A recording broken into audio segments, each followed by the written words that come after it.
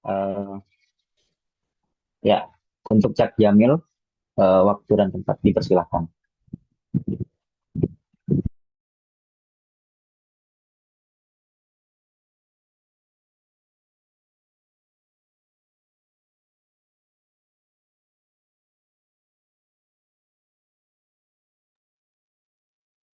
Baik, materi saya sudah muncul. Sudah, Cak. Baik, terima kasih. Assalamualaikum warahmatullahi wabarakatuh. Waalaikumsalam warahmatullahi wabarakatuh.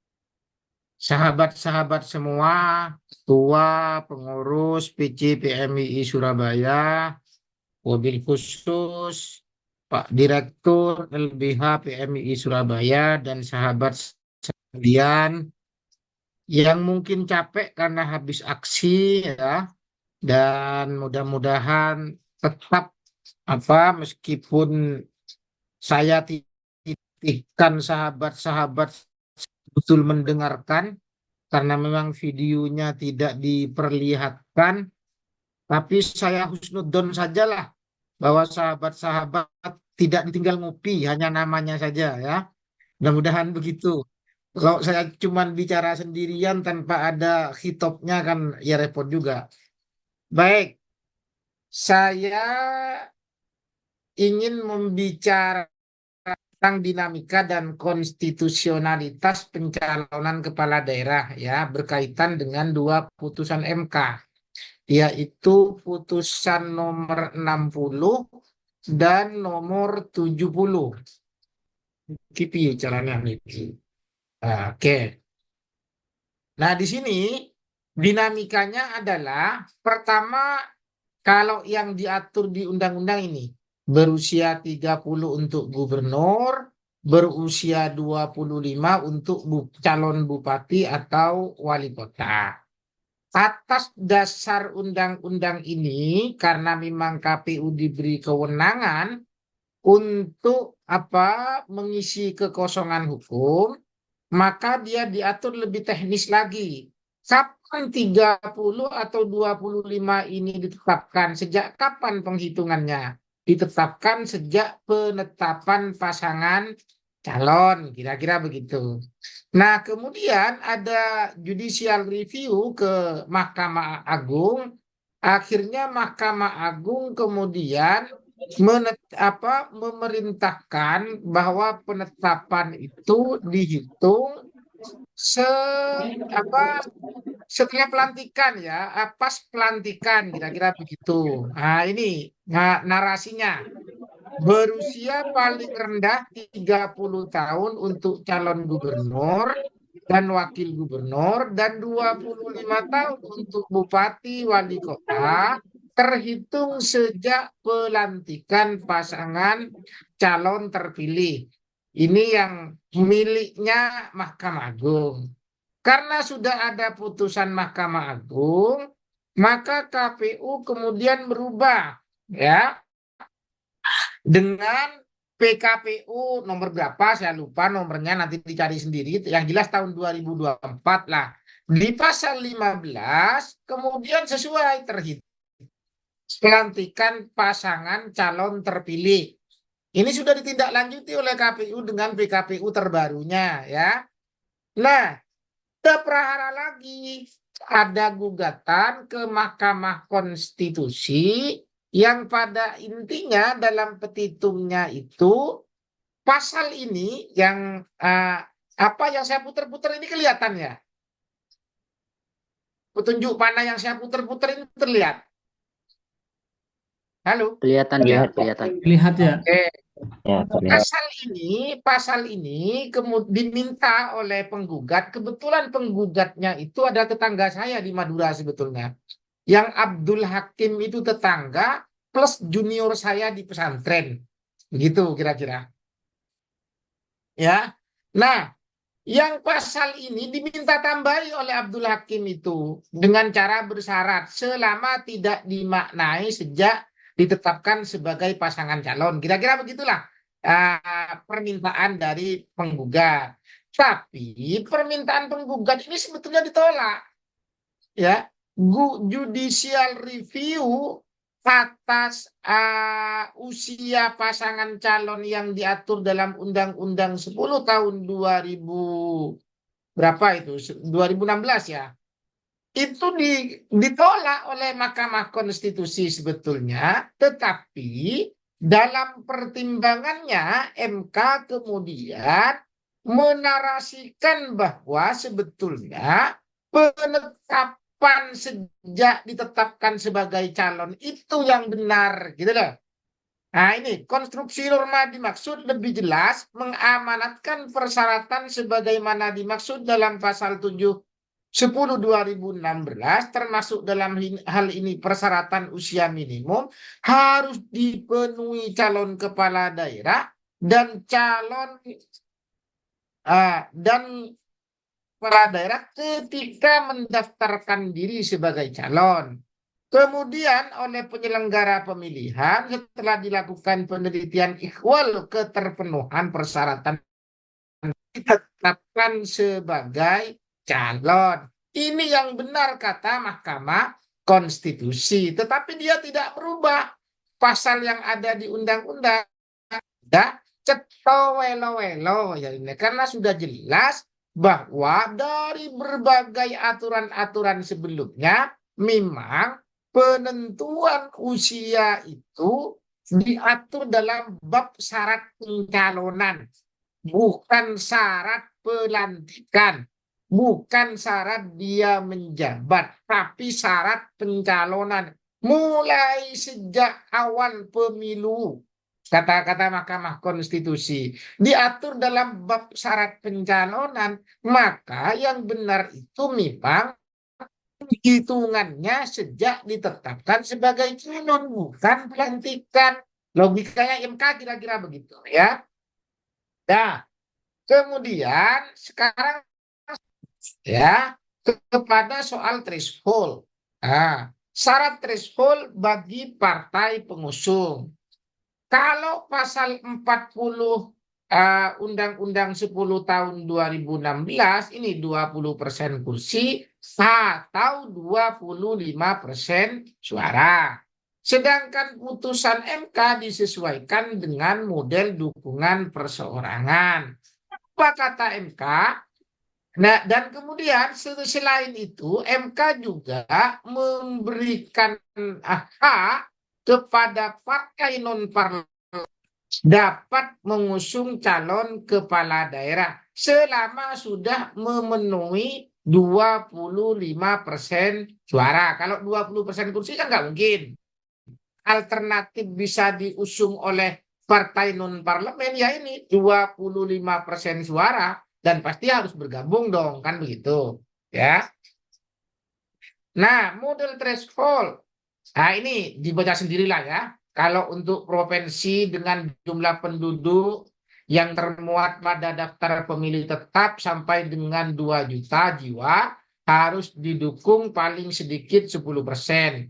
Untuk kabupaten ini ya dibaca sendiri. Nah, kemudian pertimbangan hukum sekarang, ini yang penting. Mahkamah Agung menyeragamkan dengan proses kepala daerah hasil PAW. Logikanya Mahkamah Agung begini.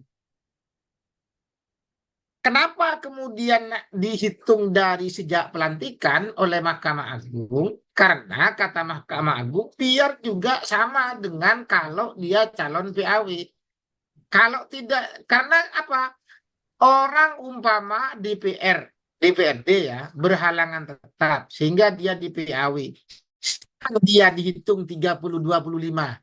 Apakah dia dihitung dari persyaratan lagi, persyaratan calon lagi? Wong dia nggak pernah, Pak, umpama tidak apa ya, dia sudah PAW, maka penghitungannya setelah pelantikan. Padahal sebetulnya PAW itu kan pasti dia juga sudah pernah mencalonkan. Kan nggak mungkin orang yang tak pernah mencalonkan oleh partainya diutus untuk sorry. Salah, saya kok ke DPR ya. Logikanya Mahkamah Agung gini. Ini kepala daerah bukan DPRD ya. orang dicalon apa menggantikan kepala daerah yang berhalangan tetap itu kan bisa jadi dia tidak pernah mencalonkan, tetapi dia dihitung persyaratannya setelah dia mau menggantikan dilantik sebagai pengganti dari calon itu. Agar sesuai, kira-kira begitulah logikanya ya. Memberikan hak bagi calon yang akan memenuhi syarat usia pasca penetapan calon. Dia juga berlogika Mahkamah Agung itu kalau kemudian dihitung setelah penetapan, maka orang yang seharusnya umur 30 atau 25 dalam rentan penetapan calon sampai pelantikan, ini kan kasihan, kira-kira begitulah. Kasihan kalau dia tidak bisa, karena di penetapan itu dia tidak bisa. Belum umur 30, 25, gitu loh. Kan kasihan dalam rentan uang hanya sedikit kok dalam rentan sampai pelantikan gitu loh. Maka dia tidak ya apa ya terbatasi oleh ketentuan penetapan ketentuan usia yang harus dihitung sejak penetapan. Inkonsistensi pengaturan dalam PKPU. Jadi KPU itu memang pernah menetapkan usia itu terhitung sejak mendaftar di PKPU di pilkada sebelumnya. Nah, kemudian KPU juga setelah itu dirubah PKPU-nya terhitung sejak ditetapkan sebagai calon. Artinya ada inkonsistensi sehingga kata Mahkamah Agung ada semacam ketidakpastian kalau kemudian ada ketidakkonsistenan seperti itu. Maka oleh Mahkamah Agung dijadikan pelantikan itu. Belum memiliki wewenang. Artinya begini. Ini logika hukum administrasi yang dipakai oleh Mahkamah Agung ya. Calon itu belum menjabat apa-apa. Ya, dia belum juga memiliki kewenangan, memiliki kekuasaan. Kira-kira begitu. Nah, kalau kemudian dia sudah diatur sedemikian rupa dan persyaratan, maka tidak fair dong. Karena dia masih belum memiliki wewenang apa-apa. Sehingga fixnya adalah setelah dia dilantik.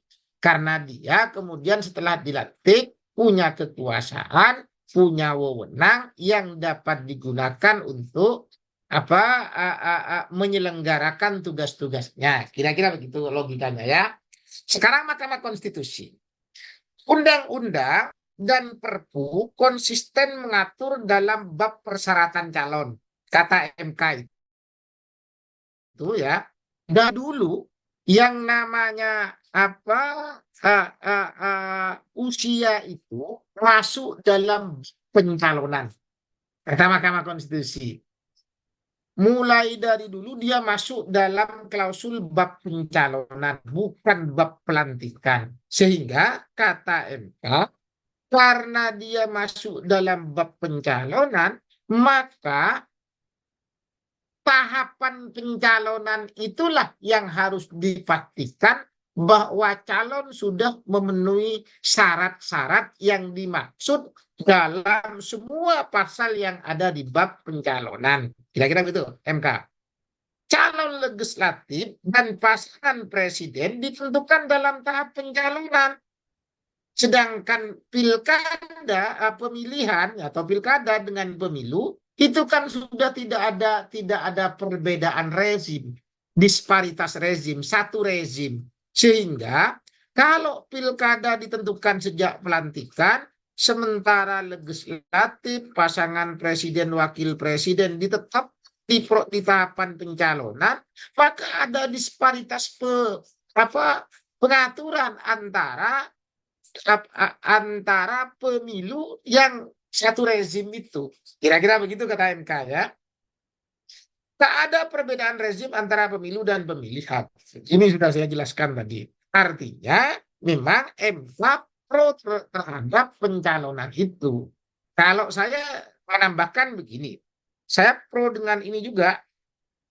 apa ya, dissenting opinionnya salah satu mahkamah mahkamah hakim agung. Siapa itu yang cerah bangun, kalau nggak gitu itu kan dissenting opinion, cerah bangun itu. Nah, Mahkamah Agung ini pertimbangannya kan melompat sebetulnya. Kalau kita lihat begini, ya mana-mana.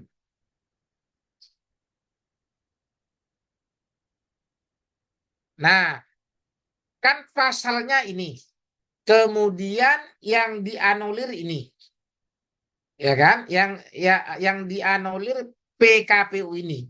Seharusnya Mahkamah Agung itu kan kemudian menguji PKPU ini dengan yang undang-undang ini. Bertentangannya di mana? Gitu loh. Bukan kemudian membuat logika-logika yang melompat bahkan sampai pada hak-hak yang diatur pada undang-undang dasar. Kalau PKPU diuji ke undang-undang, nggak usah kemudian melompat ke undang-undang dasar. Itu wilayahnya Mahkamah Konstitusi. Logika hukumnya seperti itu. Nah, di putusan ini Mahkamah Agung sudah sangat melompat membuat logika-logika yang kemudian menabrak atau kewenangan Mahkamah Konstitusi. Nah, kira-kira begitu pertambahan dari saya ya. Nah, pertimbangan hukum threshold pencalonan kepala daerah. Kenapa kemudian apa ya, thresholdnya yang semula itu 20 kursi atau 25 suara, kan begitu. Nah, diubah oleh Mahkamah Konstitusi. Pertama adalah menggunakan pendekatan calon perseorangan, ya. Kenapa alasannya? Pertama, lebih demokratis tentunya ya. Yang kedua, partai non-parlemen juga peserta pemilu yang memiliki hak yang sama ya. Sesuai dengan putusan MK nomor 5 PUU kesetaraan dengan calon perseorangan. Nah, ini yang putusan MK PUU nomor 5 tahun 2005. Ini adalah judicial review atas pasal 59 yang ada di Undang-Undang nomor 32 tahun 2004. Sekarang sudah nggak dipakai itu sebetulnya. Tapi dulu MK pernah menguji klausul pasal yang sama, kira-kira begitu ya. Dulu Undang-undang pemilu, undang-undang desa, undang-undang kepala daerah itu kan menyatu dalam satu undang-undang, yaitu Undang-Undang 32 tahun 2004. Di Undang-Undang 32 tahun 2004 tentang pemerintahan daerah itu isinya adalah tentang Pemda, tentang pilkada, tentang desa. Akhirnya di 2014 itu kemudian dipisah menjadi 3, desa sendiri, pilkada sendiri, kemudian Pemda sendiri. Kira-kira begitu. Dalam Undang-Undang 32 tahun 2004 itu diatur seperti ini. Ngasih 15% dari jumlah kursi atau 15% dari akumulasi perolehan suara sah dalam pemilihan umum anggota DPRD di daerah yang bersangkutan. Kira-kira begitu. Nah, pasal ini di penjelasannya begini. Partai politik atau gabungan partai politik dalam ketentuan ini adalah partai politik atau gabungan partai politik yang memiliki kursi di DPRD. Ini diuji. Ya, salah satu pengacaranya Yusril Iza Mahendra kalau nggak keliru ya. Sorry. Pengujinya adalah Effendi Ghazali. Ya, kalau nggak keliru Effendi Ghazali ini yang diuji ini pasal ini oleh oleh penguji lah. Ya, nanti dicari ya. Diuji ke Mahkamah Konstitusi. Oleh Mahkamah Konstitusi kemudian apa Pak penjelasan ini dibatalkan. Penjelasan ini dibatalkan. Karena apa? Karena kata atau ini berarti alternatif. Berarti orang yang tidak partai politik yang sudah memiliki suara 15% meskipun tidak memiliki kursi di DPRD, seharusnya boleh. Karena ini alternatif antara partai yang dapat kursi di DPR atau memiliki suara saja tanpa memiliki DPRD di DPR, kata Mahkamah Konstitusi. Maka konsisten dengan putusan ini dalam uji materi yang kemarin adalah di putusan yang 70 dikembalikan bahwa sebetulnya yang boleh mengusulkan calon tidak hanya partai parlemen, tapi juga partai non-parlemen. Karena ada kata atau. Berarti kalau suara itu alternatif bagi partai non-parlemen. Kira-kira begitu. Kemudian kesetaraan dengan perseorangan. Ini logika Mahkamah Konstitusi ya, artinya kalau kemudian perseorangan itu thresholdnya melihat penduduk, maka seharusnya tidak fair kalau partai politik memberikan threshold yang berbeda sehingga harus disetarakan. Kira-kira begitu ya, logika dari Mahkamah Konstitusi. Saya masih belum ke soal pembegalan oleh DPR atau apa. Saya cukupkan di sini. Kalau nanti ada pertanyaan bisa kemudian dikembangkan. Assalamualaikum warahmatullahi wabarakatuh. Waalaikumsalam warahmatullahi wabarakatuh. Baik, terima kasih kepada pemateri pertama, Cak Jamil. Dan untuk selanjutnya, karena ini belum ada eh, Cak Adam ya, jadi barangkali teman-teman silakan langsung menanggapi dari pemateri pertama tadi. Silakan berdiskusi atau ada pertanyaan, silakan mengacungkan tangan di sini ya, biar bisa langsung buka kamera dan memperkenalkan diri.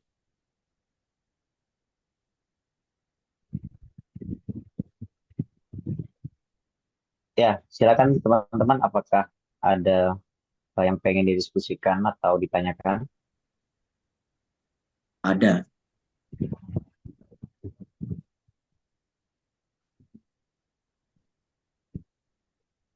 Ini belum ada orangnya semua ini. Masuk, Mas. Apakah masih ada di depan HP? Ada. Oh, ya, Masuk. oke. Ini ada Mas Fahad MS. Silakan dibuka kameranya dan menyampaikan pertanyaannya.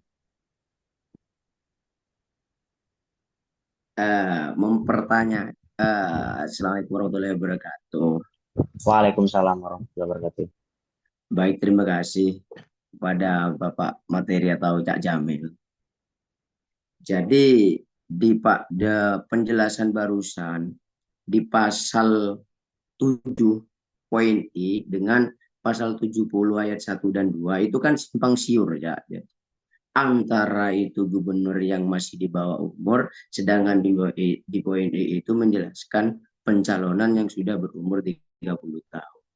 Jadi karena ini kemarin itu sudah valid keputusan MK, ya, yang kita hanya ditunggu dari yang saya tunggu itu tinggal keputusan dari PKPU atau MA. Jadi saya mau tanya, ketika suatu saat nanti di tanggal 27 PKPU itu mengacu terhadap putusan MA, apakah keputusan MA yang sudah valid ini menjadi batal atau terjadi ricu atau simpang siur terhadap pasal-pasal yang sudah dijelaskan barusan baca gitu. Pertanyaan saya itu, Mas, apakah bisa dipahami atau perlu diperjelas? Baik, terima kasih. Ya, silakan. Nah, karena menurut saya ini ketika ini sampai terjadi ya lucu gitu. Kasihan dengan yang kursi kosong gitu. Apalagi kalau kita membahas kita pinggir ke Madura. Kalau di Madura itu kemungkinan kayak sebenarnya udah mempunyai ancang-ancang itu satu kursi kosong gitu. Gimana Cak untuk penjelasannya itu Cak? Mohon penjelasannya secara rinci Cak. Gitu. Mana yang lebih unggul, terus mana yang kita harus diperbarui, dan mana putusan yang harus kita ikuti. Gitu Cak. Sekian, terima kasih. Baik, terima kasih sebelumnya kepada penanya, Pak. Barangkali bisa langsung ditanggapi aja. Baik, Oh ini, Mas Mas Dr. Adam nanti bisa bisa menambahi juga ya. ya selamat Nah, datang pemateri kedua, begi- Pak Adam. baik begini. Yang Mahkamah Agung itu hanya soal usia ya, yang Mahkamah Agung. Jangan dicampur aduk. Kalau yang threshold itu tidak ada benturan dengan Mahkamah Agung, ya. Kalau yang berefek pada bumbung kosong, ya, kotak kosong, itu kan yang threshold. Jadi pertanyaannya salah tadi itu.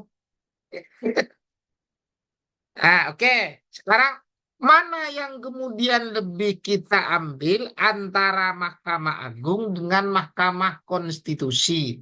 Secara kelembagaan, kedua lembaga ini memang sama-sama lembaga yudisial yang tak berstruktur atau tak berhierarkis. Samalah setara secara kelembagaan. Tetapi secara objektum litis dari uji undang-undang, maka jelas objektum litis pengujian undang lebih tinggi Mahkamah Konstitusi. Karena apa? MK itu menguji undang-undang ke undang-undang dasar. Sedangkan Mahkamah Agung itu menguji aturan di bawah undang-undang ke undang-undang.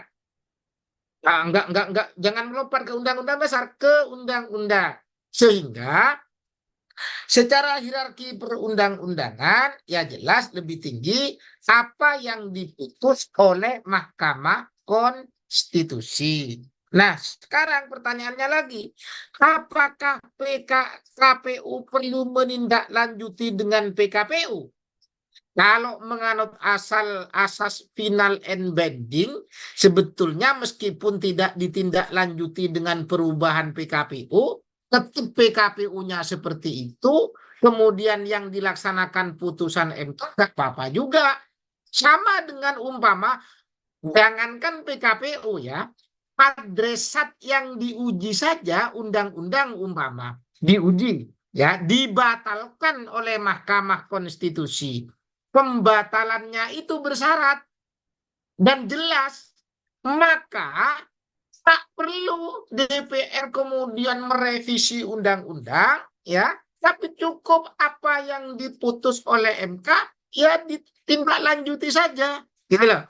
Tetapi kalau KPU kemudian ingin menindaklanjutinya dengan perubahan PKPU ya nggak masalah juga gitu loh.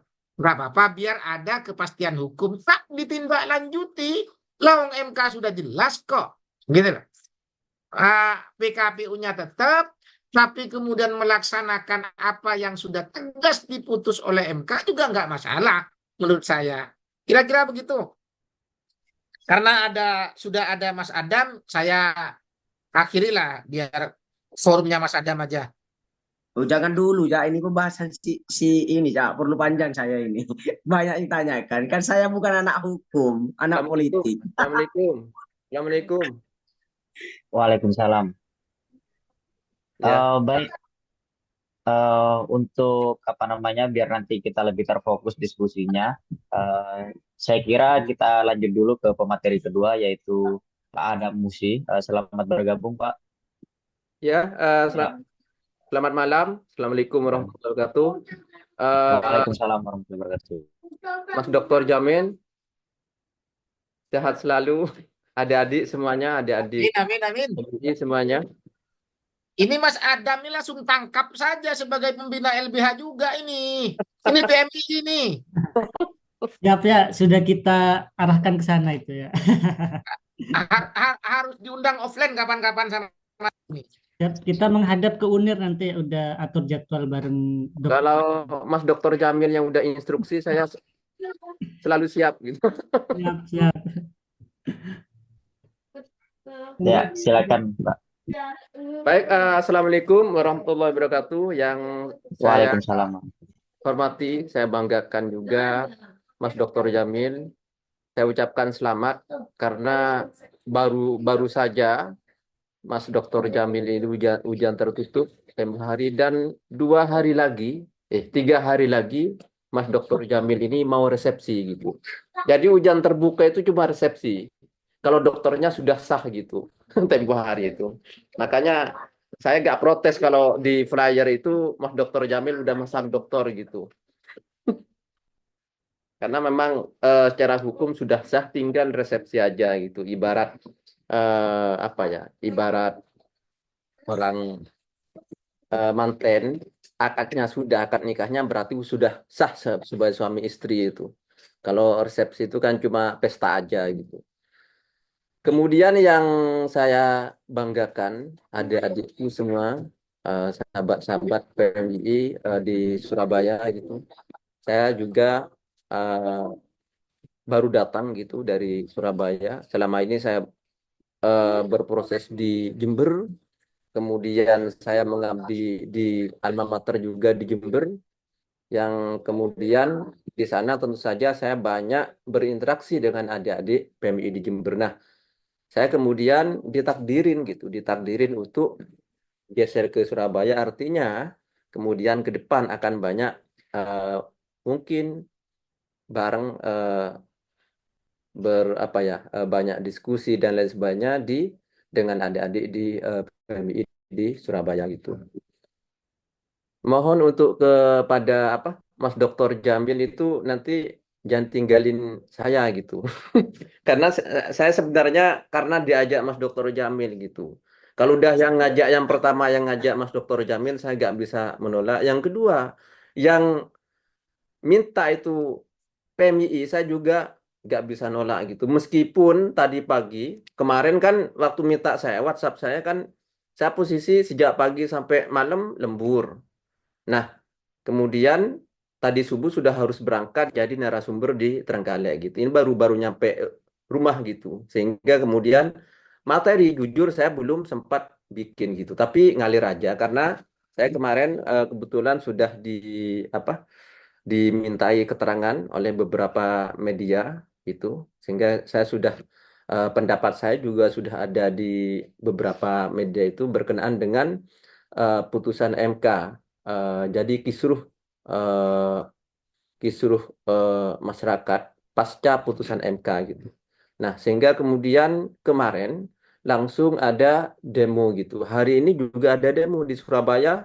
Kalau tidak salah ada sekitar 3.000 4.000 tadi ya. Ada 3.000 4.000 pendemo yang ke DPRD, termasuk kayaknya saya baca itu dari BEM UNER juga turun juga gitu. Adik-adik PMI juga turun. Nah, itu berkenaan dengan kondisi kondisi hukum hari ini gitu. Nah, berkenaan dengan hal itu di beberapa pendapat yang sudah saya sampaikan di media, cuma saya sedikit mengulang aja gitu. Ada beberapa poin, saya lepas aja ya, saya nggak sempat bikin slide karena memang kondisinya seperti saya sampaikan tadi. Yang pertama bahwa putusan MK itu dia mengikat sejak dia dibacakan gitu. Artinya dia final and binding sejak ia dibacakan. Nah, itu juga terhadap putusan MK yang telah dibacakan itu berlaku asas erga omnes. Artinya itu berlaku untuk semua warga. Jangankan apa ya, bukan cuma warga, termasuk tentu saja kepada pembentuk undang-undang yaitu Presiden dan DPR juga mengikat gitu. Itu poin yang pertama ingin saya sampaikan gitu. Nah, ketika itu final and binding dan itu berlaku karena itu prosedurnya sudah apa yang dilakukan oleh MK itu baik secara substansi kemudian prosedur sudah dilakukan secara hukum, maka itu berlakulah asas res judicata.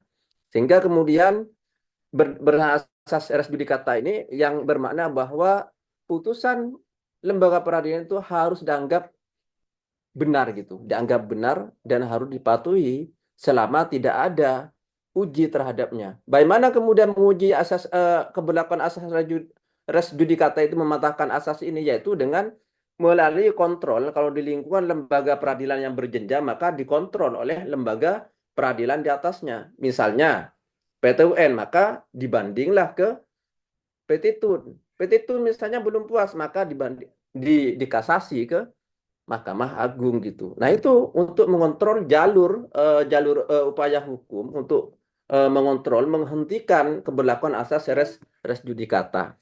Nah, termasuk terhadap karena ini putusan 60 putusan MK 60 sama halnya dengan putusan-putusan MK yang lainnya itu bersifat final and binding, berarti dia nggak ada mekanisme upaya hukum untuk mengontrol itu. Artinya bahwa asas res judicata itu sudah melekat.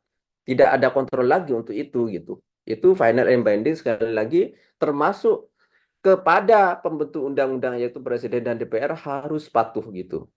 Persoalannya kemudian ada isu kemarin dan hari ini kemudian meskipun kemudian itu rapat paripurna untuk pengesahan rencana mengesahkan revisi Undang-Undang Pilkada itu gagal, yang kabar santer adalah untuk menganulir perintah atau amar putusan MK nomor 60 itu dalam perspektif hukum menurut saya sangat tidak tepat gitu. Kenapa? Karena itu bisa dikatakan bahwa kalau itu kemudian benar-benar dilakukan oleh Presiden dan oleh DPR, maka itu artinya Presiden dan DPR sudah melakukan pembangkangan terhadap konstitusi gitu. Kenapa? Karena sekali lagi seperti saya uraikan di poin pertama bahwa itu final and binding dan berlakulah asas res judicata gitu terhadap putusan MK itu.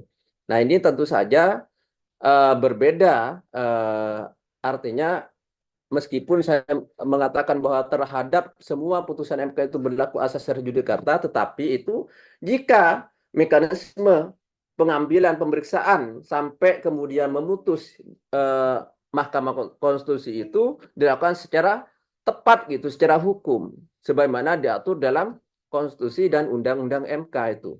Ini kemudian ada pengecualian. Saya sampaikan di sini ada pengecualian keberlakuan asas res judicata itu.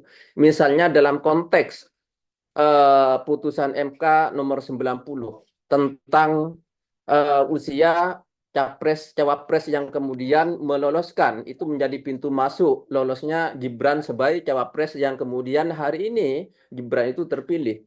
Saya berpendapat bahwa karena itu ada cacat hukum di sana, yang cacat hukum itu bukan hanya aspek prosedur dan aspek substansi, tetapi itu sudah bersentuhan langsung kepada aspek wewenang, di mana di sana ada salah satu hakim MK yaitu Anwar Usman yang sebenarnya seharusnya dia karena punya konflik kepentingan seharusnya berdasarkan perintah Undang-Undang Kekuasaan Kehakiman dia wajib mundur kan. Nah, kata wajib mundur ini ya kemudian harus dimaknai bahwa tidak berwenang gitu. Kenapa saya katakan demikian? Karena ketika kita melihat konsep wewenang dalam konteks hukum administrasi, maka konsep wewenang itu isinya adalah hak dan kewajiban. Nah, artinya bahwa karena perintah Undang-Undang Kekuasaan Kehakiman menegaskan bahwa yang punya hubungan keluarga, konflik kepentingan itu wajib mundur, maka itu artinya bahwa itu tidak berwenang. Nah, seorang pejabat yang tidak berwenang atau bahasa Belandanya onbevoegd, tetapi kemudian tetap memaksa untuk melaksanakan tugas-tugas itu yang tanpa didasari kewenangan itu, maka akibat hukumnya adalah batal demi hukum. Batal demi hukum itu apa maknanya? Yaitu batal demi hukum itu adalah harus dianggap tidak pernah ada. Jadi peristiwanya itu dianggap tidak pernah ada, apalagi produknya gitu. Peristiwanya aja harus dianggap tidak pernah ada. Sehingga waktu itu mungkin saya yang satu-satunya yang berpendapat bahwa itu batal demi hukum dan seharusnya itu diabaikan oleh KPU gitu. Nah, itu lain persoalan. Artinya asas res judicata ini ada persyaratan juga. Kalau nyata-nyata tidak berwenang berarti tidak berlaku. Ini karena asas res judicata itu kan sebenarnya mirip dengan asas Vermeulen van Rechtmatigheid dalam bidang hukum tata negara dan hukum administrasi. Cuma kalau dalam lembaga yudisial itu kemudian disebut dengan asas res judicata. Nah, kalau misalnya kemudian, misalnya ini kan DPR hari ini dan Presiden menyatakan bahwa sekarang karena tidak quorum kemudian membatalkan itu. Tetapi masih ada kata-kata kemarin menunda. Nah, muncul kekhawatiran dari saya termasuk termasuk publik. Saya pikir publik hari ini semuanya khawatir gitu. Ada muncul kekhawatiran jangan-jangan dalam waktu yang sudah ada tinggal beberapa hari sampai pendaftaran tanggal 27 ini jangan-jangan kemudian nanti tiba-tiba di tengah malam ada pengesahan gitu misalnya. Soalnya kalau kita mungkin sudah sering trauma gitu. Putusan-putusan penting yang berkenaan dengan hajat publik, hajat rakyat, hajat warga Indonesia itu kemudian seringkali diambil di tengah malam gitu. Jadi malam-malam tiba-tiba kita sudah nerima kabar bukan kabar burung, kabar buruk gitu. Sehingga kemudian kita traumatik gitu, mengalami traumatik seperti itu. Jadi wajar kemudian misalnya saya dan adik-adik semuanya di sini merasa ada khawatir dengan hal itu. Nah, kalau misalnya kekhawatiran itu kemudian benar-benar misalnya kemudian menjadi sebuah kenyataan, menjadi sebuah realita. Nah, kemudian perlu dipertanyakan isu hukumnya apa gitu. Bagaimana kemudian misalnya kemudian DPR dan Presiden benar-benar kemudian melakukan revisi terhadap undang-undang pilkada.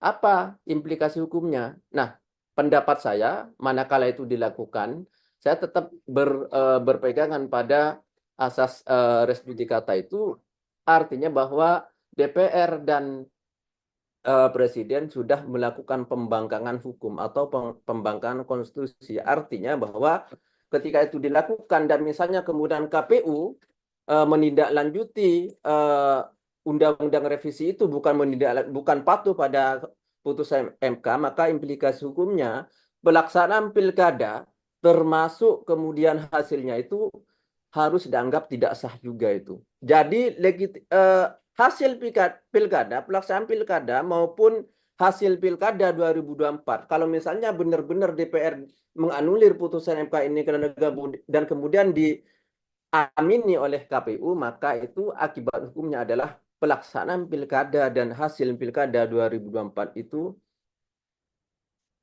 tidak sah gitu. Kenapa tidak sah? Karena DPR sudah melakukan pelanggaran. Karena seharusnya putusan MK nomor 60 tahun 2024 itu dia bersifat final and binding dan telah diamankan oleh sebuah asas, yaitu asas res judicata. Mungkin itu sedikit pengantar dari saya. Mungkin nanti akan silahkan mungkin Mas Jamil juga mungkin masih gabung di sini, bisa mungkin masih ada sesi diskusi dengan adik-adik semua. Saya kembalikan kepada sahabat moderator. Ini sahabat siapa? Sahabat moderator. Saya kembalikan, silahkan. Ya. Baik, terima kasih kepada pemateri kedua terkait penyampaian materinya. Untuk selanjutnya, tadi kita ada diskusi namun tercegat sebentar ya karena ada pemateri kedua. Barangkali teman-teman yang tadi bertanya bisa dilanjutkan pertanyaannya atau untuk teman-teman yang lain bisa menyiapkan pertanyaannya kepada pemateri pertama maupun pemateri kedua. Begitu sahabat-sahabat, silakan. Apakah ada yang mau ditanggapin atau pertanyaan baru?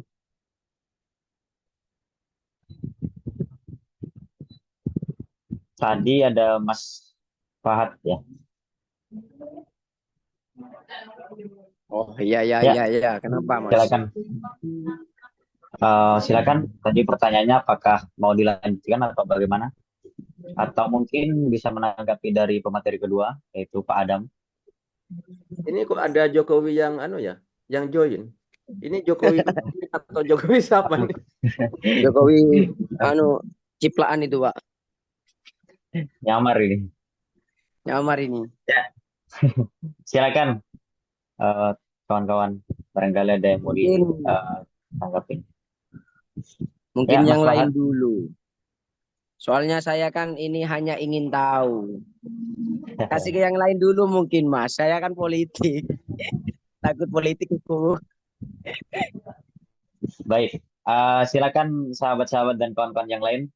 Barangkali ada pertanyaan atau ada yang mau didiskusikan dengan dua pemateri yang ada di eh, dalam forum ini. Silakan.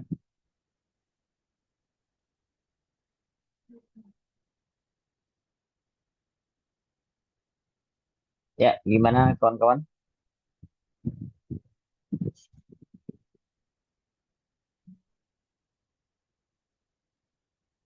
Oke, kalau seandainya masih belum ada pertanyaan, di sini ada pertanyaan. eh, di sini ada pertanyaan, Cak, eh, yaitu apakah MK berwenang membuat putusan yang nuansanya seperti membuat aturan baru, yaitu terkait threshold? Apakah tidak bertentangan dengan kewenangan MK sebagai negatif legislator? Ini ada pertanyaan. Barangkali bisa ditanggapin oleh pemateri pertama dan kedua.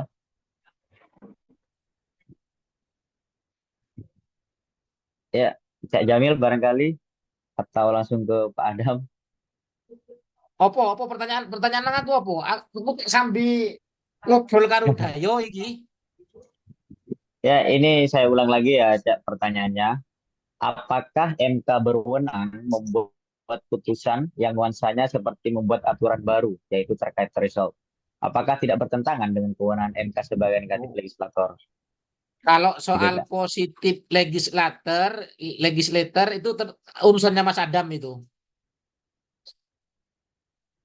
Monggo Mas Adam aja itu. Oh, Mas Jamin malah menghindar ini. Dia dia sebenarnya melempari itu, dibilang itu apa? Itu karena dia lagi ada tamu gitu. Pelanggaran ini Mas Jamil ini.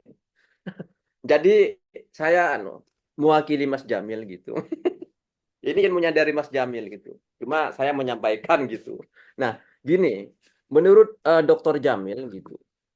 Jadi menurut Dr. Jamil, sebenarnya memang betul bahwa MK itu eh, kalau secara makna legal formal maka dia memang sebagai negatif legislator. Artinya dia hanya punya kewenangan untuk menguji undang-undang gitu. Tidak punya kewenangan untuk membuat norma baru, norma baru atau sebagai positif legislator gitu.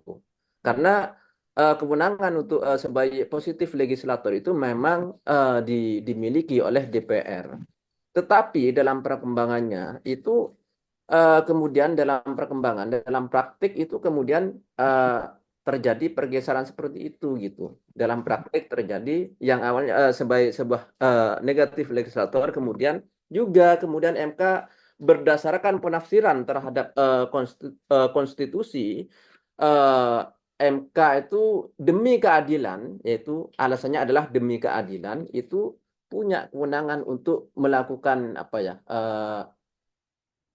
penafsiran yang kemudian bisa merubah gitu, menafsirkan. Itu bukan bisa dimaknai sebagai positif legislator, tetapi melakukan penafsiran terhadap sebuah rumusan pasal yang kemudian itu tafsirannya kemudian menjadi sebuah rumusan baru gitu.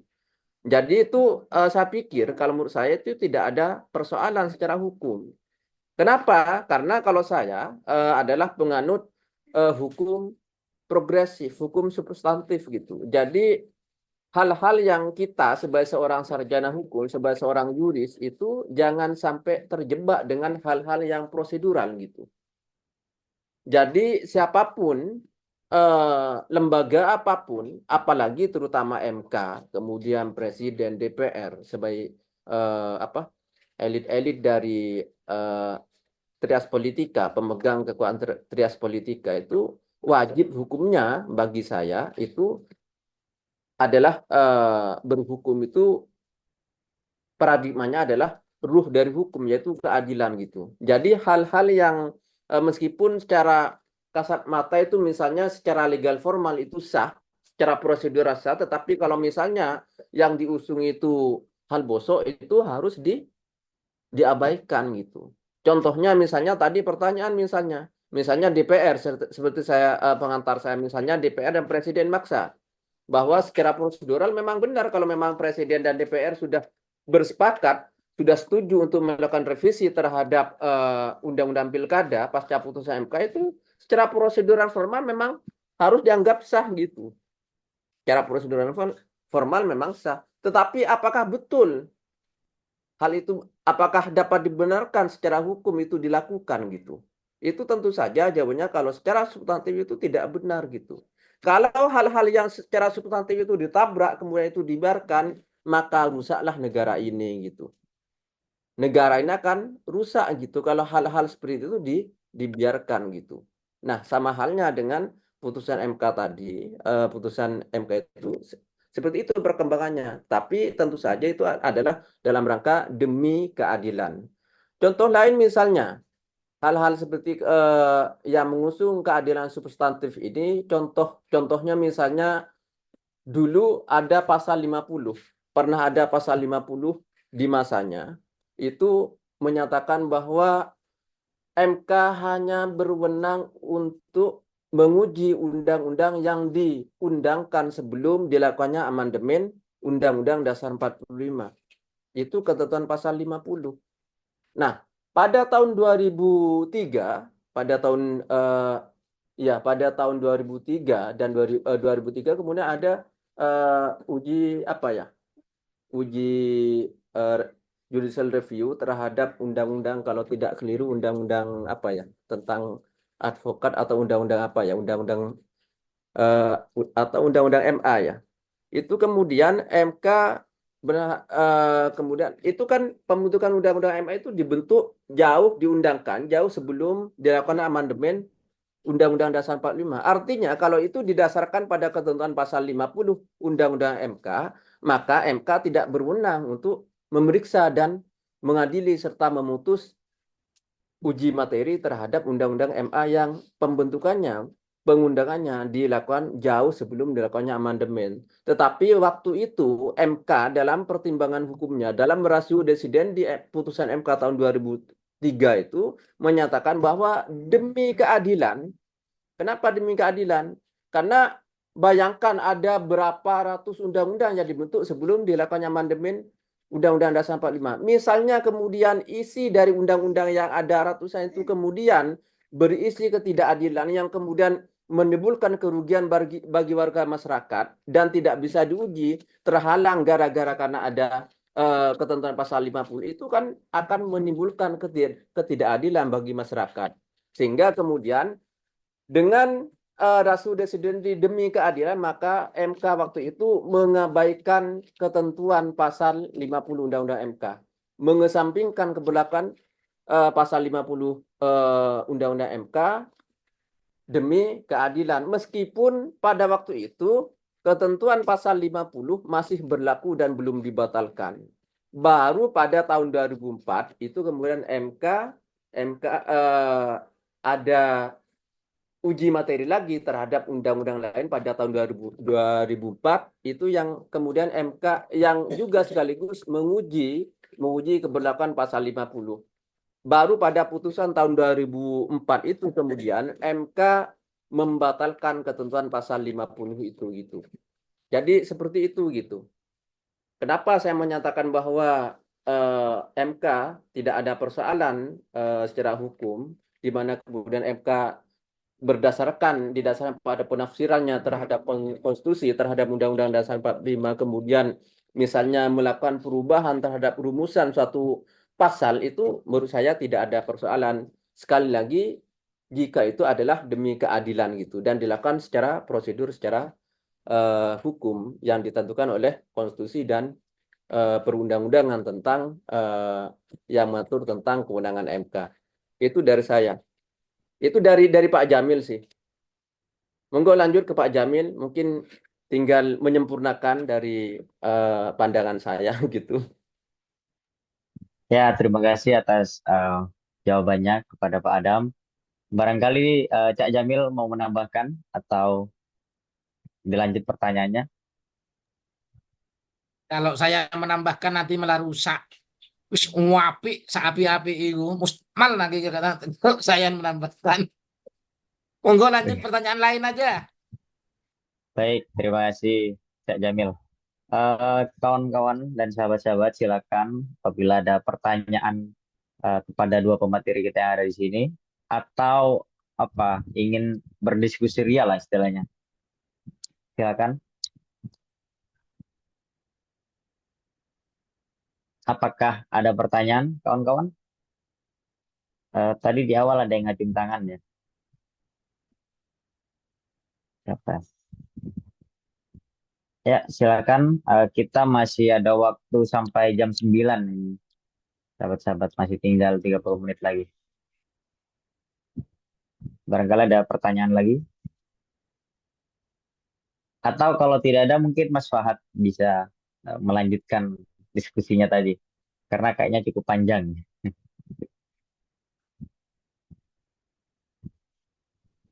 Gimana kawan-kawan?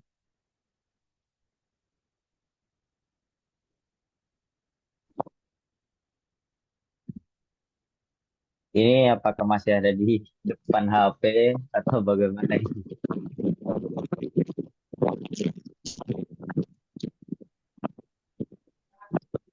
Ya, Mas Soleh, apakah ada pertanyaan?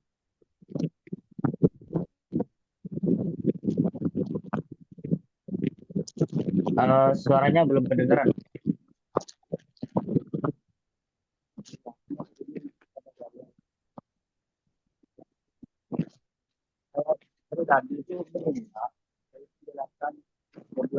Mohon maaf, suaranya masih belum jelas, Mas Soleh.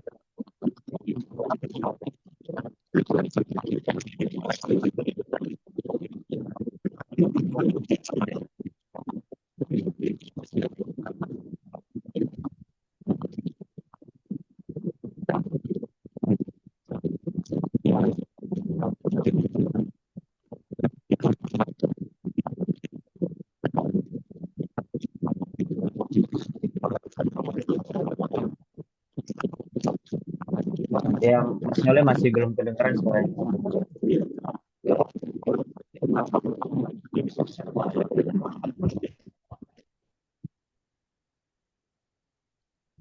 Halo, moderator. Oh ya, udah terdengar jelas. Silakan. Oh ya, mohon maaf tadi jaringan HP saya itu masih gangguan, jadi Ya, tidak bisa kedengaran ya. Eh, yang saya ingin tanyakan dari penyampaian materi yang disampaikan oleh kedua materi tadi itu tentang saya menarik untuk menanyakan tentang res judicata yang disampaikan oleh Bapak Adam tadi itu ketika Presiden atau DPR itu melanggar tentuan itu, res judicata tersebut, maka batal demi hukum, seperti itu ya moderator. Nah, ketika batal demi hukum atau peristiwanya itu dianggap tidak ada, itu bagaimana ketika suatu saat nanti selama beberapa hari ke depan ini kan ada kemungkinan di tengah malam, itu secara tiba-tiba DPR dan Presiden itu mengesahkan. Nah, ketika hal itu terjadi, bagaimana tindak hukum untuk menghukum atau mengadili tentang hal tersebut? Apakah ketika sudah diputuskan oleh Presiden atau DPR itu sudah final atau seperti apa? Atau nanti ada demo besar-besaran seperti itu, moderator? Terima baik. kasih. Terima kasih atas pertanyaan Mas Soleh. Ini pertanyaannya ditujukan kepada Pak Adam ya. Barangkali bisa langsung ditanggapi Pak Adam terkait pertanyaan tadi. Moderator, mungkin kalau tadi saya akan mewakili Mas Jamil untuk jawabin Mas Jamil itu. Sekarang gantian gitu. Coba ditawarin ke Mas Jamil gitu. Ini Cak Jamilnya kayaknya udah seru ngobrol ini. Opo coba diulangi. Wah, di ban sampur ya. Ya, mohon maaf sebelumnya, Mas Soleh, barangkali pertanyaannya bisa diulang agar Cak Jamil bisa menanggapi Ya langsung. moderator lah sing ngulang. Moderator karo. Tadi agak panjang soalnya, Cak. Tadi terkait ratio dikata ya, apabila presiden istilahnya melanggar peraturan tersebut, gimana istilahnya setelahnya gitu. Ya, kurang lebih begitu ya, Mas Soleh. Atau mungkin bisa ditambahkan agar lebih jelas kepada Cak Jamil. Iya, moderator. Terima kasih Ya, ya. Ini saya ingin mengulang pertanyaannya. Kan tadi dijelaskan oleh Bapak Adam itu dijelaskan bahwasanya ketika res judicata itu eh, dilanggar atau apa ya, ya dilanggar, maka peristiwanya itu sudah tidak dianggap atau batal demi hukum. Gitu. Nah, ketika suatu saat nanti beberapa hari ke depan ada rapat atau apa ya putusan dari DPR atau presiden itu untuk membatalkan hasil dari putusan mahkamah tersebut, itu apakah ada hukuman atau bagaimana langkah hukum ke depannya ketika ada hal semacam seperti itu. Baik, sudah Kan saya tangkap. oh iya Pak, terima kasih Cukup ya, ya itu ya. silakan Cak Jamil. Gelenon Mas Adam. Ya, silahkan penangkapan. Siap diborgol. Baik. Jadi begini, ada beberapa pengadilan di Indonesia ini yang tidak memiliki lembaga eksekutorial. Di antaranya adalah Pengadilan Tata Usaha Negara. Maka kalau kita melihat putusan petun itu banyak yang ditindaklanjuti atau diabaikan oleh penyelenggara negara, itu karena memang tidak punya lembaga eksekutorial dan banyak itu terutama pembatalan kepala desa. Oleh Tun itu banyak yang tidak diindahkan itu tetap yang dibatalkan itu bertengger di istana kepala desanya banyak itu. Yang kedua adalah Mahkamah Konstitusi. Dia juga tidak memiliki lembaga eksekutorial. Sehingga kalau kemudian adresat dari putusan itu tidak menindaklanjuti putusan Mahkamah Konstitusi, maka memang tidak akan ada lembaga yang bisa memberikan sanksi kepada lembaga yang ingkar terhadap putusan Mahkamah Konstitusi itu, gitu loh.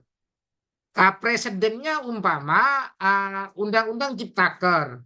Undang-Undang Ciptaker itu sebetulnya dikibuli Mahkamah Konstitusi oleh penyelenggara negara, terutama eksekutif dengan legislatif, karena dibentuk lagi dengan format yang hampir sama lah sebetulnya dengan apa yang sudah dibatalkan oleh Mahkamah Konstitusi. Dalam kepemiluan umpama pernah putusan Mahkamah Konstitusi itu juga tidak ditindaklanjuti oleh penyelenggara pemilu, yaitu putusan atas gugatan di Kota Waringin kalau nggak keliru ya, nanti bisa Mas Adam yang mereview kembali. Itu juga tidak ditindaklanjuti dan juga tidak ada efek yang signifikan sih sebetulnya kecuali ya pencideraan terhadap hukum itu sendiri. Tetapi kalau kemudian dibandingkan antara MK dengan TUN umpama lebih banyak, lebih masif TUN sebetulnya yang memang tidak ditindaklanjuti. Karena apa? Saya pikir sorotan terhadap putusan MK ini kan menasional. Maka sudah tepat kalau kemudian mahasiswalah yang menjadi eksekutor atas putusan Mahkamah Konstitusi ini. Umpama DPR mau membuat undang-undang yang menganulir putusan MK, turun ke jalan mahasiswa itu. Ajak saya nggak apa-apa. Kalau lagi senggang saya akan orasi nanti. Kemudian memang DPR itu membegal putusan konstitusi dengan pembuatan undang-undang yang bertentangan dengan putusan MK itu sendiri. Jadi menurut saya karena memang tidak ada lembaga formil yang menjadi eksekutor atas putusan MK, kitalah rakyat, kitalah mahasiswa yang harus betul-betul meneguhkan, memberikan keyakinan pada Mahkamah Konstitusi bahwa putusannya akan ditindaklanjuti oleh adresat dari putusan itu. Saya pikir itu. Makasih. Baik, terima kasih Cak Jamil atas jawabannya. Barangkali kepada Mas Soleh bisa ditanggapi atau bagaimana?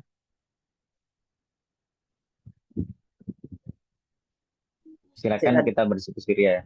Ya, silakan. tadi pas terakhir itu moderator keluar sendiri zoom-nya. Jadi apa ya penjelasan yang terakhir itu tadi masih belum.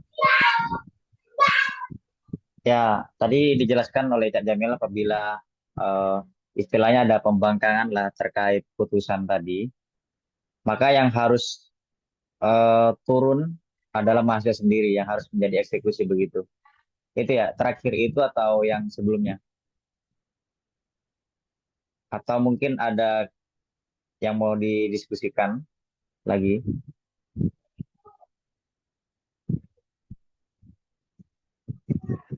Sudah jelas moderator karena yang menyampaikan itu sudah dokter. Jadi pendapatnya itu sudah valid. Terima kasih Baik, Pak siap. Jamil. Diuji saya. Terima kasih. Terima kasih Mas Soleh atas pertanyaannya dan Cak Jamil atas jawabannya. Silakan kawan-kawan yang lain, apakah ada pertanyaan lagi atau bagaimana? Ya, sebelum karena waktunya agak mepet, sebelum diakhiri lah forumnya begitu. Apakah masih ada pertanyaan? Assalamualaikum warahmatullahi wabarakatuh, moderator. Izin bertanya, Waalaikumsalam. Silakan. Ini atas nama siapa ya? atas nama Muhammad Muzaka, moderator. Siap. Barangkali bisa dibuka kameranya atau langsung aja terserah. Moderator, jaringannya, Oke, kalau siap silakan. kameranya dibuka, jaringannya suara yang salah, moderator. Mohon maaf, soalnya di tertentu. Baik, Ya, silakan langsung saya saja. sebenarnya mau menambahi pertanyaan dari Cak Soleh tadi, moderator, yang seperti disampaikan oleh Pak Jamil ataupun Cak Adam tadi, bahwa putusan MK itu berlaku res judicata atau final. Adapun kalau benar-benar nantinya akan dianulir, kan artinya penyelenggaraan negara di sini Presiden dan DPR membangkang atas putusan tersebut. Dan dijawab oleh Kak Jamil tadi bahwa memang ada beberapa lembaga yang tidak punya eksekutornya. Putusan ini bagaimana tindak lanjutnya? Kalau saya menawarkan logika berpikir saya, ada yang melaksanakan, ada perbuatan pelaksanaan dan solusi dari pelaksanaan perbuatan tadi. Kalau Cak Jamil tadi menawarkan bahwa memang mahasiswa lah atau dalam nama masyarakat ini yang menjadi eksekutornya. Selain itu, siapa lagi sebagai penyambung atau pendamping putusan ini? Karena seperti eh, seperti keadaan-keadaan yang lalu bahwa eh, putusan mengundangkan itu di tengah-tengah apa ya momen tertentu seperti kemarin undang-undang cipta kerja yang disahkan pada waktu COVID, terus sekarang pun kayaknya bakal seperti itu juga, mengingat sekarang juga ada rekrutmen aparatur sipil negara. Jadi mahasiswa mungkin yang belum selesai di belum selesai di kebutuhan primernya itu dia lebih fokus ke sana, moderator.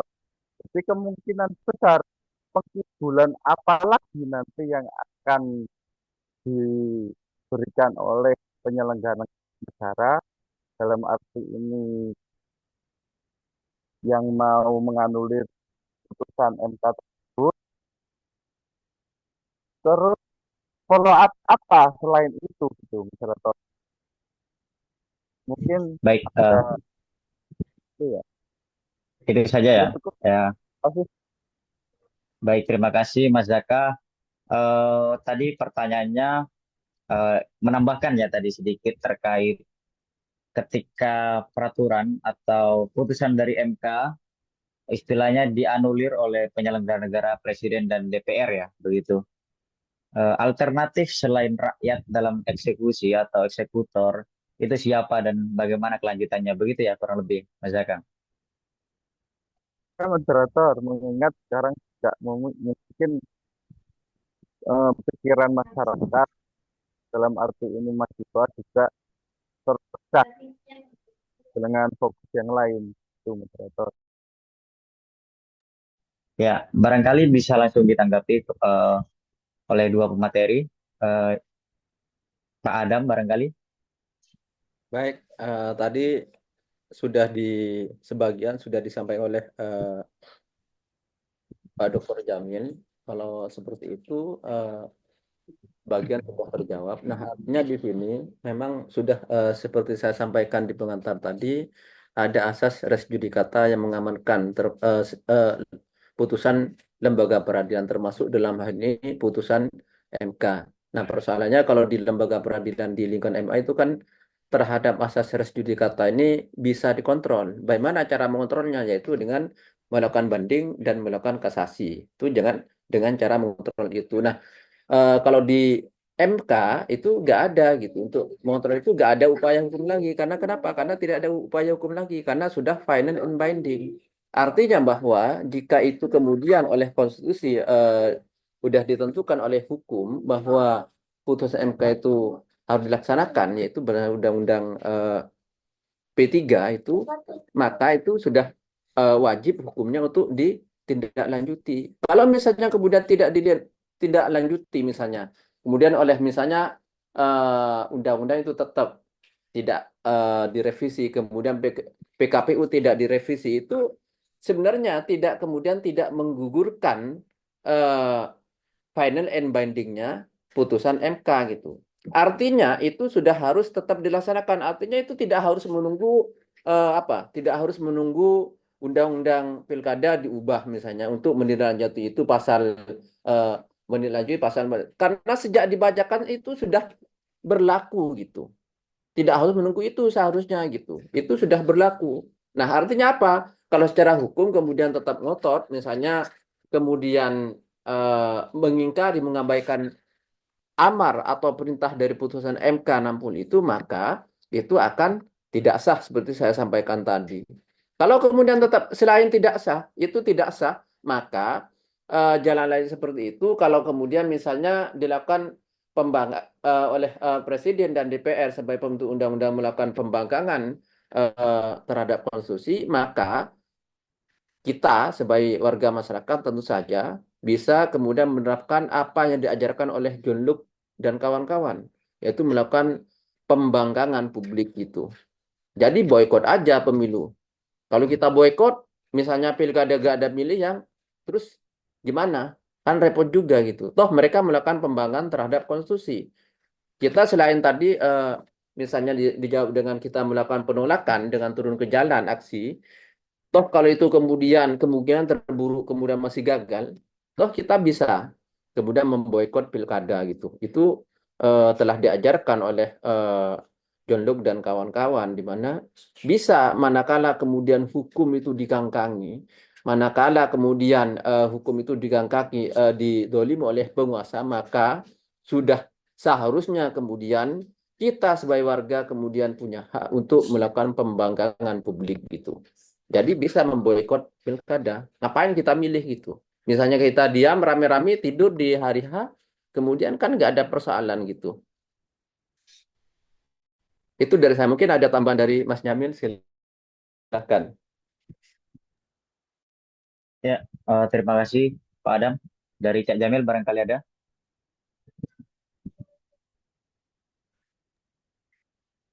Atau bagaimana? Ya, Cak Jamil barangkali bisa ditanggapi. Tentang apa iki? Sorry. Aku Sama ngobrol. kayak yang tadi. Ya nek wis Apakah sama ada? kan wis mari berarti aku wis mari jawab nih sama. Ya, saya ulang ya, Cak. Tadi yang ditanyakan ketika ada putusan dari MK yang mana itu sifatnya final and binding. Lalu kemudian DPR dan Presiden mengingkarinya, apakah ada alternatif lain selain rakyat turun ke jalan untuk mengaspirasikan itu ketika ada Baik, pembangunan konstitusi lah. baik. Saya ingin membandingkan lagi dengan tun ya. Kalau tun itu kan final tanpa bending. Kalau putusan MK final and bending.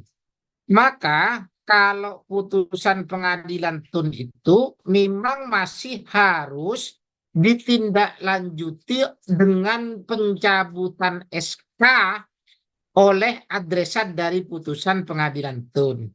Ya, harus ada pencabutan SK yang dibatalkan oleh Pengadilan Tata Usaha Negara. Contoh, Hasyim Asy'ari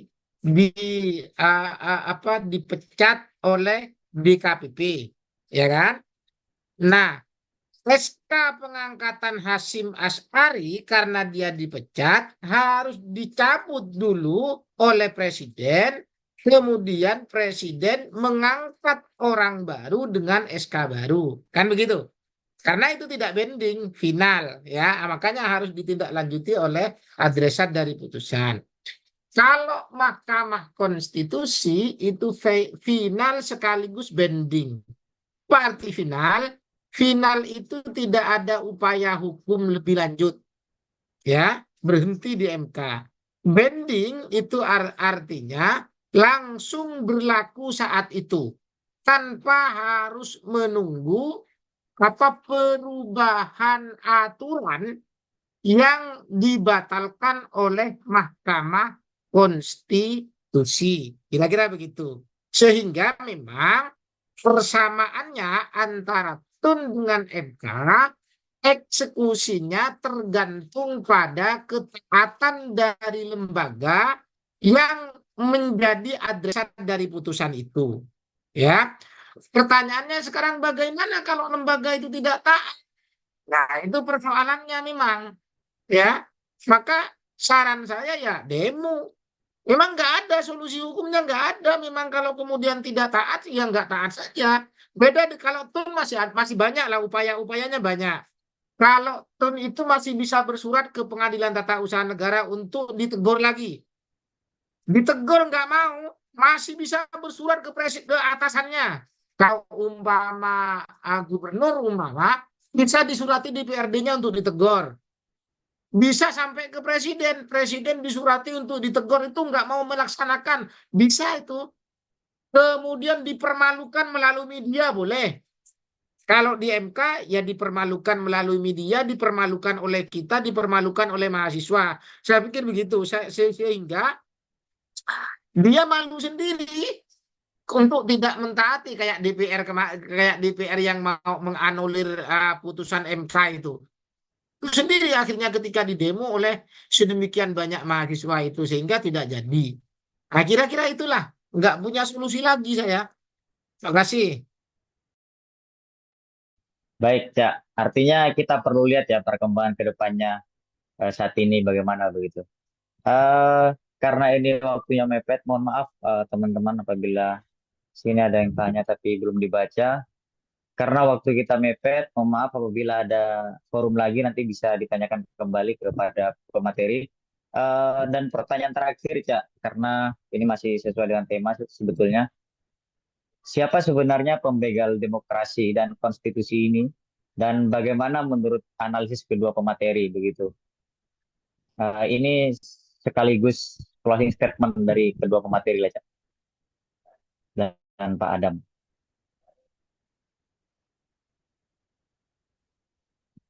Ya, Pak Adam barangkali bisa bersuara.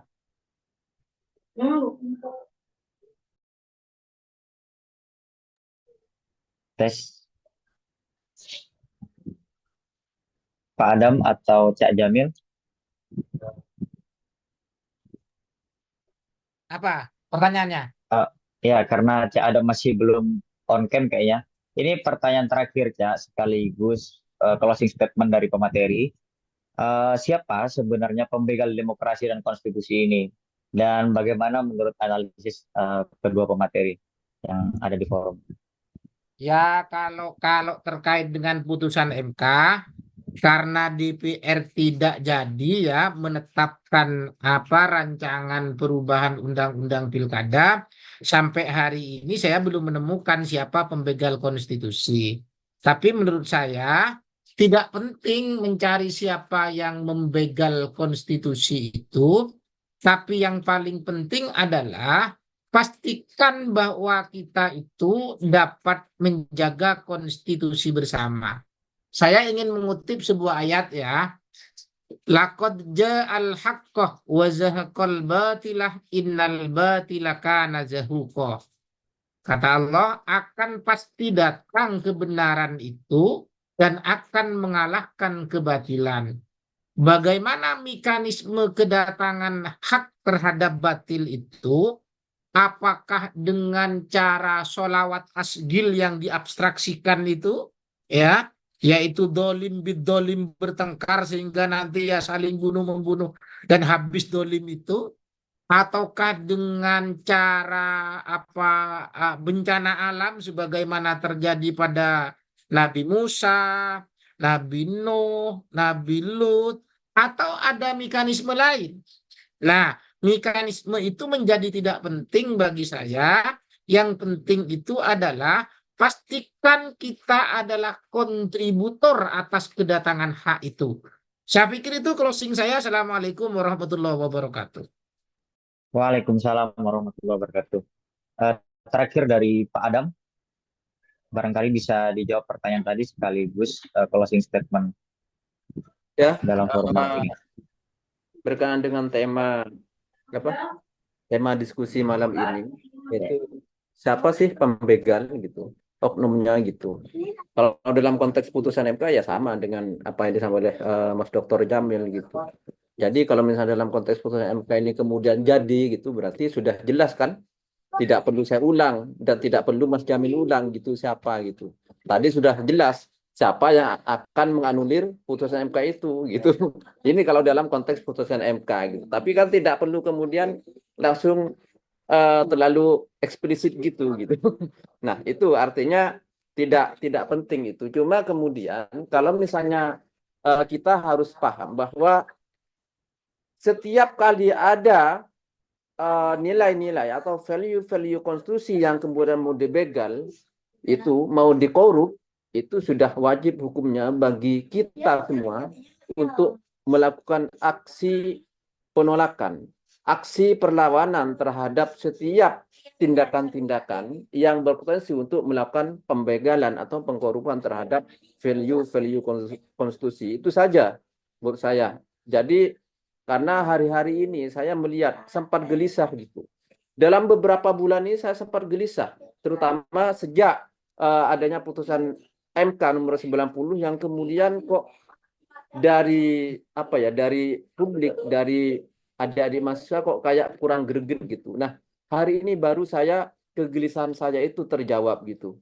Ternyata mahasiswa Indonesia itu tidak benar-benar tidur gitu. Ternyata hari ini mahasiswa adik-adik mahasiswa itu masih menunjukkan mental petarungnya, mental pejuangnya. Nah, itu yang energi-energi positif seperti itu yang harus dirawat ke depan. Manakala ada potensi-potensi tindakan dari siapapun yang kemudian mau mengkorup, mau membangkang terhadap value-value konsumsi, maka wajib hukumnya bagi kita, semua elemen bangsa ini untuk melakukan perlawanan terhadap hal itu. Itu saja penutup dari saya. Terima kasih. Baik, terima kasih kepada Pak Adam. Terima kasih sebelumnya kepada dua pemateri kita pada malam hari ini, yaitu Cak Jamil dan Pak Adam, dan juga kepada teman-teman yang telah ikut berpartisipasi aktif di dalam forum dan ikut berpartisipasi, berkontribusi lah istilahnya. Eh, Semoga apa yang disampaikan pemateri malam hari ini bisa menjadi ilmu yang barokah dan manfaat bagi kita semua. Dan kepada teman-teman, apabila nanti ada diskusi-diskusi selanjutnya, silakan ikut join dan bergabung kembali. Begitu, saya moderator Muhammad Hamdi. Mohon maaf apabila ada salah kata maupun perbuatan. Kurang lebihnya mohon maaf. Wallahul muwaffiq ila aqwamit thoriq. Wassalamualaikum warahmatullahi wabarakatuh. Baik, saya tutup teman-teman. Terima kasih. Terima kasih Terima Bapak kasih, Adam Cak. dan Cak Jamil. Harus tetap munafik meskipun tidak menarik.